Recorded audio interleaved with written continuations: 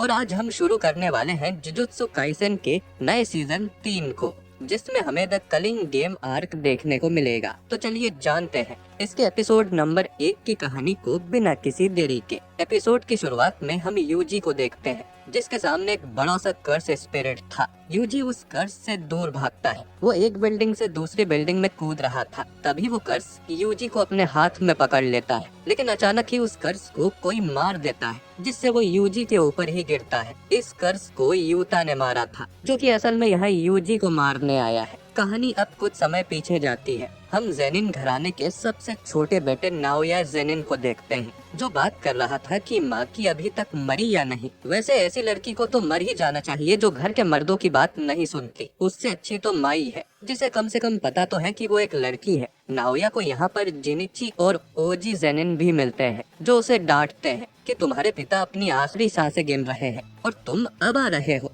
Naoya बोलता है कि किसे फर्क पड़ता है, सबको मालूम है कि जेनिन घराने का अगला वारिस मैं ही हूँ। मेरे सारे बड़े भाई किसी काम के नहीं है। अंकल ओजी, आपका तो कोई बेटा भी नहीं है, बस 2 बेटियां हैं। और जिनिची, तुम्हारी तो शक्ल ही खराब है, अपने भाई तोजी से बिल्कुल उल्टी। नाओया की बातें सुन ये गुस्सा हो जाते हैं, और असल में ये तीनों स्पेशल ग्रेड 1 के सॉर्सरर्स हैं। तभी इन्हें खबर दी जाती है कि जेनिन घराने के हेड नाओबितो जेनिन अब इस दुनिया में नहीं रहे और अब उनकी वसीयत पड़ी जाएगी। उनकी आखिरी इच्छा थी कि उनके बाद नाओया को जेनिन घराने का अगला हेड बना दिया जाए। सारी जमीन जायदाद और कर्ज्ड टूल्स जो कि जुजुत्सु हाई की तिजोरी में रखे हैं, उन पे नाओया का हक होगा। लेकिन अगर किसी कारण से सातोरु गोजो की मौत हो जाती है या उसे कुछ बीमारी हो जाती है, तो तोजी की इच्छा पूरी की जाएगी और मेगुमी को जेनिन घराने का हेड बना दिया जाएगा और सारी जायदाद भी उसके नाम हो जाएगी। ये बात सुन नाओया को अच्छा नहीं लगता। उसे पता चलता है कि मेगुमी इस समय टोक्यो में है और यूजी की तलाश में गया है। अब नाओया प्लान बनाता है कि वो यूजी और मेगुमी दोनों को ही मार देगा। इस समय टोक्यो के अंदर लाखों कर्स स्पिरिट घूम रहे हैं, तो कोई सवाल नहीं करेगा कि मेगुमी कैसे मरा। एक बार मेगुमी मर गया तो उसकी जायदाद हड़पने वाला और कोई नहीं होगा और जेनिन घराने का मुखिया सिर्फ मैं बनूंगा। दूसरी तरफ हम यूजी को देखते हैं, जो अकेला बैठा था। चोजो उसके पास आके पूछता है कि अब उसके घाव कैसे हैं। यूजी बोलता है कि अब वो ठीक है, शायद सुकुना की वजह से, और वो उसकी पावर बढ़ते हुए भी महसूस कर सकता है। वो यूजी से वापस जुजुत्सु हाई चले जाने को बोलता है। यूजी कहता है कि वो नहीं जा सकता, क्योंकि सुकुना मेगुमी के खिलाफ कोई खिचड़ी पका रहा है और मेरे हाथों ना जाने कितने मासूम मारे गए हैं। मैं अब किसी के पास नहीं जा सकता। मैंने तो तुम्हारे भाइयों को भी मारा था चोजो। चोजो कहता है कि वो एक गलतफहमी थी, वो दोनों भी तुम्हें माफ कर देते क्योंकि हम भाई हैं, और यही बात सबसे ज्यादा मायने रखती है। यूजी कहता है कि चलो, अभी तो हमें यहाँ से कर्स स्पिरिट्स को खत्म करना है। इसके बाद यूजी शहर में भागता रहता है,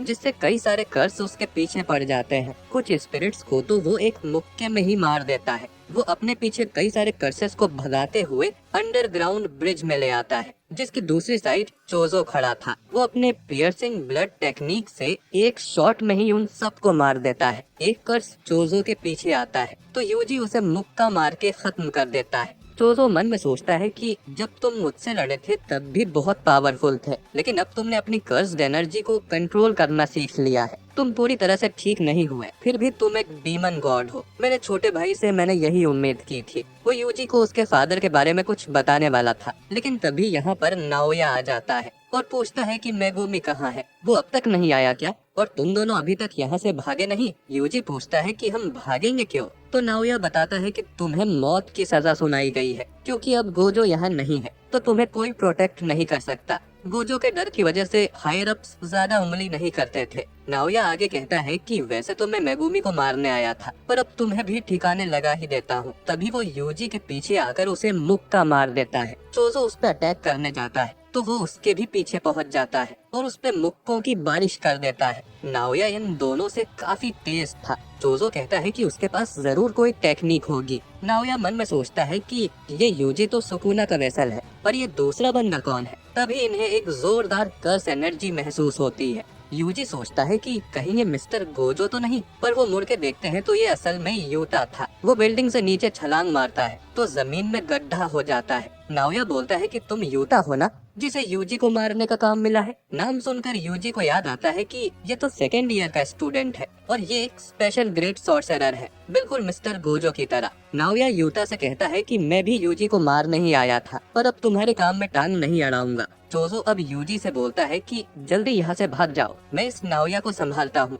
पर वो यूता बिल्कुल गोजो की तरह है, अगर तुम उससे लड़ोगे तो जरूर मारे जाओगे। यूजी अब यहाँ से भागने लगता है, पर यूता उसके ठीक पीछे ही था। इधर चोजो अपनी ब्लड टेक्निक से नाओया पर हमला करता है, लेकिन वो बच जाता है और बोलता है कि तुम्हारी टेक्निक ब्लड मैनिपुलेशन है ना, पियर्सिंग ब्लड को छोड़ के उसमें डरने जैसा कुछ नहीं है, और पियर्सिंग ब्लड को चार्ज करने में थोड़ा टाइम लगता है, यानी मैं तुम्हें आराम से मार दूंगा। चोजो कहता है कि तुम अपनी सोचो, तुम्हें लगता है कि तुम मेरे भाई पर हमला करके यहाँ से जिंदा वापस चले जाओगे। इधर यूता ने यूजी को पकड़ लिया था और यही सीन हमने एपिसोड की शुरुआत में देखा था, जहाँ वो कर्स से नहीं बल्कि यूता से बच के भाग रहा था। यूजी और यूता में फाइट होने लगती है और यूजी उसके सामने कमजोर पड़ रहा था। यूता दिखने में भले ही कमजोर है, लेकिन उसकी कर्स एनर्जी बहुत ही ज्यादा है। ये असल में यूजी का बिल्कुल अपोजिट है, जो वैसे तो बहुत स्ट्रॉन्ग है लेकिन उसमें इतनी कर्स एनर्जी नहीं है। यूता बोलता है कि मेरे अंदर गोजो सेंसे से भी ज्यादा कर्स एनर्जी है, लेकिन गोजो के पास 6 आईज है, तो जब भी वो कोई टेक्निक इस्तेमाल करते हैं उनकी एनर्जी बिल्कुल खत्म नहीं होती, इसीलिए वो नंबर 1 है। मेरी कर्स एनर्जी खत्म हो सकती है लेकिन उनकी कभी नहीं। यूता अब फिर से यूजी पर हमला कर देता है। क्योंकि यूता की कर्स एनर्जी इतनी ज्यादा है तो यूजी समझ ही नहीं पा रहा था कि वो कब कौन सा अटैक करेगा। उसका हर अटैक जानलेवा हो सकता है और यूता पर किसी हमले का कोई असर भी नहीं होगा। लेकिन यूजी भी इतनी जल्दी हार मानने को तैयार नहीं था। अब यूजी भी एक चाकू उठा लेता है। गोजो ने उसे बताया था कि कुछ सॉर्सरर्स हथियार का इस्तेमाल भी करते हैं, लेकिन उसके लिए भी एनर्जी कंट्रोल करना आना चाहिए। यूजी अब अपने चाकू को आगे करके यूता की कटाना रोक लेता है, पर यूता बोलता है कि तुम कटाना पर कुछ ज्यादा ही ध्यान दे रहे हो और उसे एक जोरदार मुक्का मार देता है। यूजी अब लात मार के उसकी कटाना तोड़ देता है, जो देख यूता हैरान था। आखिर यूजी भी गोजो सेंसे का स्टूडेंट है। यूजी अब सोचता है कि बिना हथियार के वो यूता से ठीक से लड़ पाएगा और वो यूता पर अटैक करने भागने लगता है, लेकिन तभी पीछे से एक बड़ा सा कर्स आके उसे पकड़ लेता है। ये असल में रीका थी। यूजी को समझ नहीं आता कि ये रीका कहाँ से आ गई। उसने यूजी को ऐसे पकड़ा था कि वो हिल भी नहीं पा रहा था। यूता अब अपनी टूटी तलवार लेके ही आगे बढ़ता है और उसे यूजी के सीने में घुसा देता है और बोलता है कि मुझे माफ कर देना यूजी इतादोरी, और यूजी की मौत हो जाती है और ये एपिसोड भी यहीं पर एंड हो जाता है। तो दोस्तों, क्या यूता ने सच में यूजी को मार दिया? जानेंगे अगले एपिसोड में, जो कि इसके साथ ही रिलीज किया गया है। अगर आप चाहते हैं कि मैं इस सीरीज को कंटिन्यू रखूं तो कमेंट में यस जरूर टाइप करें। बाकी वीडियो अच्छा लगा हो तो इसे लाइक और शेयर कीजिए और चैनल को सब्सक्राइब करके बेल आइकन जरूर दबाइए। मैं मिलता हूँ आपसे अगले वीडियो में।